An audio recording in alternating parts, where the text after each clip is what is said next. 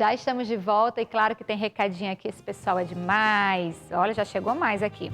Vamos lá, a Rita 6581. Bom dia, minha linda, já tô ligada no Tudo de Bom. Manda beijo pro meu marido Santos, minha nora Márcia e meu neto Eva.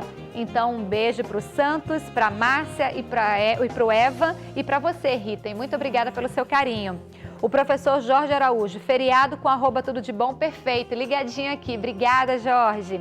E o Chupenfon, aproveitando o feriado para assistir o melhor programa da TV Alagoana. @AuraDantas, manda um abraço, beijo para o meu amigo Gilson Vasco, lá em Matriz do Camaragibe. Então, Gilson, um beijo para você e para todo mundo aí de Matriz do Camaragibe. Obrigada pela audiência aqui na TV Ponta Verde. E a Andressa Ponto Oficial. Bom dia, Áurea Dantas. Dom Pedro lutou e tornou o Brasil independente, mas ainda continuamos acorrentados a essa política suja. Esse é o Brasil. É isso aí, Andressa, infelizmente, né? Agora a gente vai falar de um assunto que talvez você não conheça pelo nome, mas já conheça alguém que já passou pelo caso.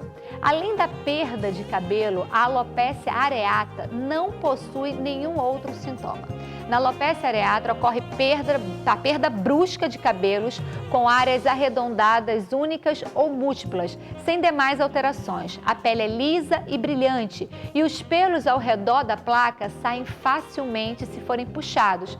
Os cabelos, quando renascem, podem ser brancos, adquirindo posteriormente sua coloração normal. A forma mais comum é uma placa única arredondada, que ocorre geralmente no couro cabeludo e barba, conhecida popularmente como pelada. É isso mesmo, doutora Régia?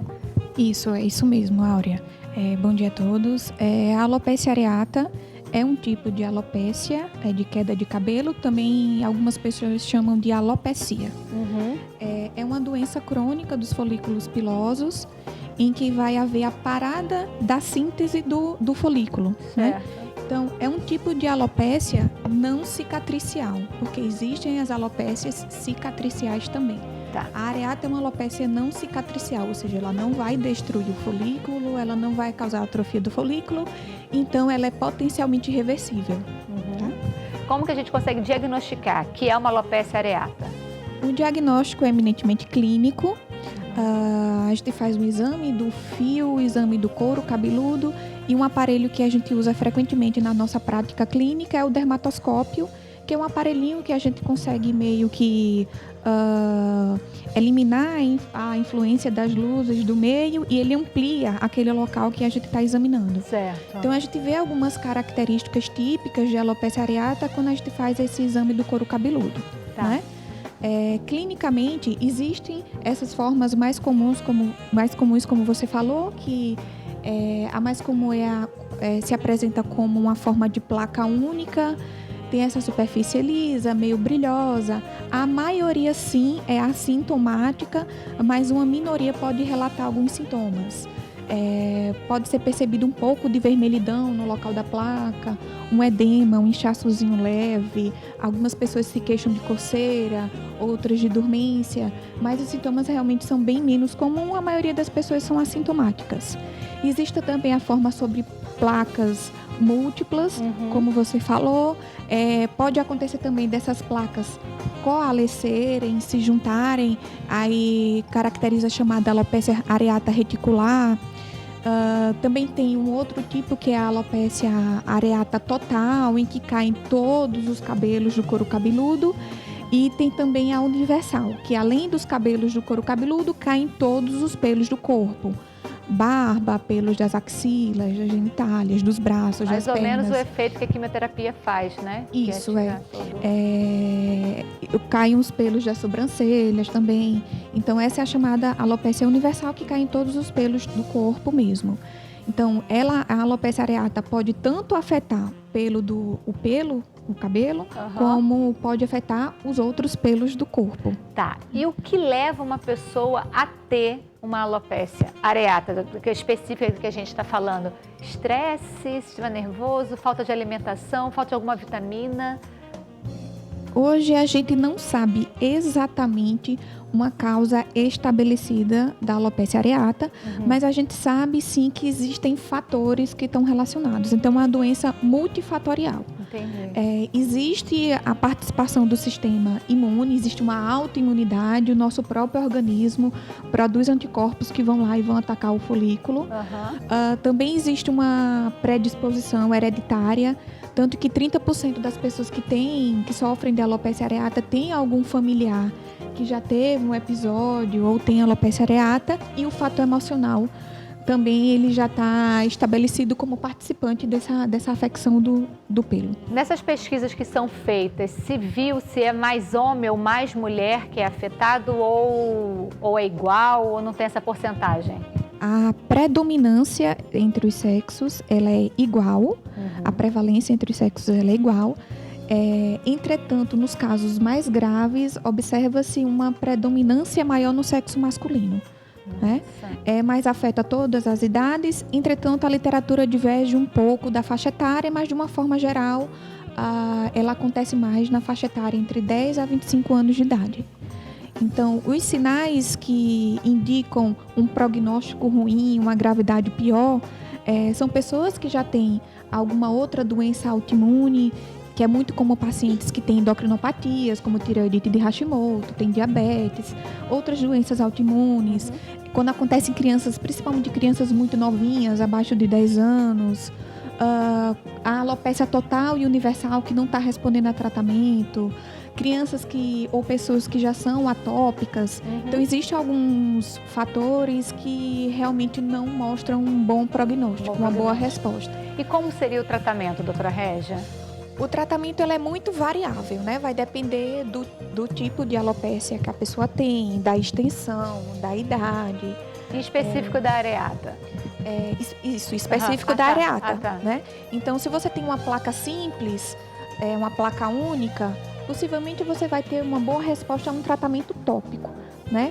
Então, a resposta também é muito variada. Tem gente que tem uma resposta rápida, tem gente que tem uma resposta mais lenta, mas até os que respondem bem ao tratamento, eles podem ter recidivas. É comum você ter uma boa resposta, você repilar aquela área e terem novos episódios de alopecia. E o primeiro passo, você está nesse paciente que está respondendo bem ao tratamento, essa região vai deixar de ficar vermelha, vai deixar de ficar brilhosa, e aí o cabelo vai começar a nascer ali de novo. Isso, você vai percebendo que a área vai repilando. E como você mesmo falou no começo, é muito comum esse cabelinho novo que está nascendo ser branco. Né? Então, a gente pode fazer uso de corticoides tópicos, corticoides sistêmicos, quando você tem um quadro mais extenso. A gente também pode fazer uso de corticoide intralesional, que a gente vai infiltrando o corticoide naquela região. Local. Já é um pouquinho mais dolorido, mas é um tipo de tratamento que a gente vê que tem uma resposta melhor. A gente pode usar imunomoduladores tópicos. Tá, no caso de uma mulher que está respondendo ao tratamento, o cabelo começou a nascer de novo, começou a nascer branco e já está no tamanho que ela está ficando nervosa por causa da vaidade. Ela pode fazer uso da tinta aí nesse local? Olha, a tintura, ela não é estabelecidamente um fator que vai causar alopecia. Mas como a gente está fazendo um tratamento, então a gente prefere que não tenha mais um agente externo que possa causar um dano. Uma irritação, alguma coisa assim, exato. Né? Então o ideal é pelo menos passar essa fase ativa da doença para pensar em alguma outra coisa. Ótimo. E aí, é como você falou, não existe um exame rotineiro, porque como a gente fala na ginecologia, a gente vai, sei lá, a cada 6 meses, é importantíssimo você ser o ginecologista, fazer exames e tal. Não adianta eu dizer, vai no dermatologista a cada 6 meses, nessa questão de alopecia. Ela vai acontecer dependendo de tudo isso que você falou, da imunidade, de como está o organismo e de fatores, né, externos ou internos mesmo da gente, né? Isso. A maioria das pessoas, inclusive, nem percebe a fase aguda da alopecia areata. Então, geralmente elas percebem quando vê aquela área realmente já sem cabelo, ou alguém percebe, né? Então, essa fase aguda, às vezes, ela passa desapercebida. O diagnóstico, ele é clínico, mas tem alguns exames que a gente pode lançar mão. existe o histopatológico, que a gente vai fazer uma biópsia, vai retirar um pedacinho do couro cabeludo, mas em geral a biópsia a gente reserva quando a gente tem dúvida se se trata de uma alopécia cicatricial ou não cicatricial.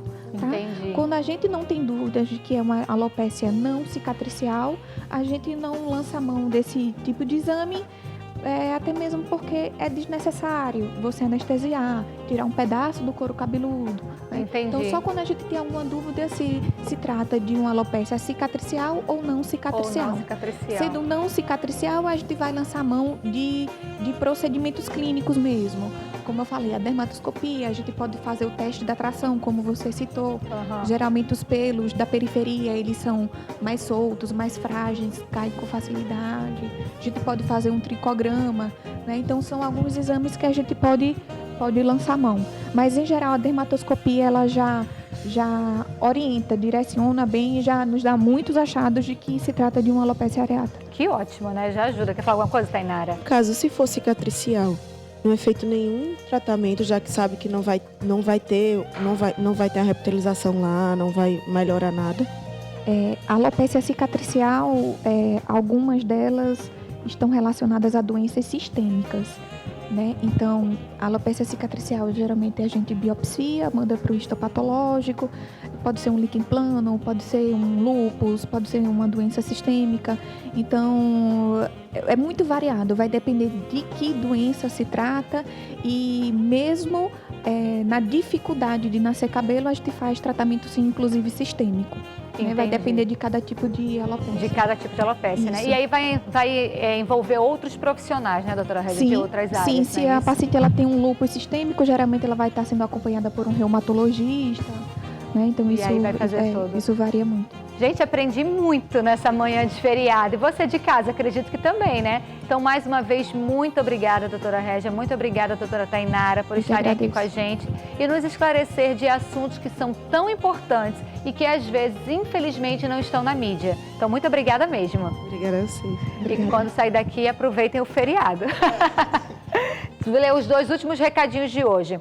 Bernardo_B. Bom dia, muito bom estar informado logo cedo. Excelente programa. Manda um beijo para todos do Conjunto Peixoto. Obrigada, Bernardo, e um beijo para todo mundo do Conjunto Peixoto. Eu tenho uma equipe maravilhosa que me ajuda a fazer esse programa que fica tão bem informado e tão bom para todo mundo.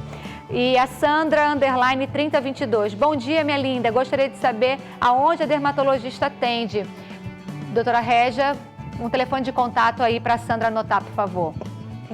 É o 981316877. 981316877. Anotou aí, Sandra? Então, um beijo para todo mundo. Obrigada pela companhia de vocês. Aproveitem aí o restante do dia, porque ainda é feriado até meia-noite, mas amanhã tudo volta ao normal.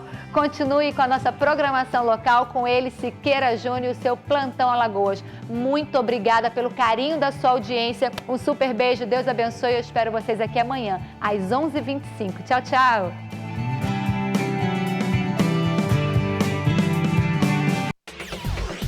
Tudo de bom. Oferecimento Locato, o cenário perfeito.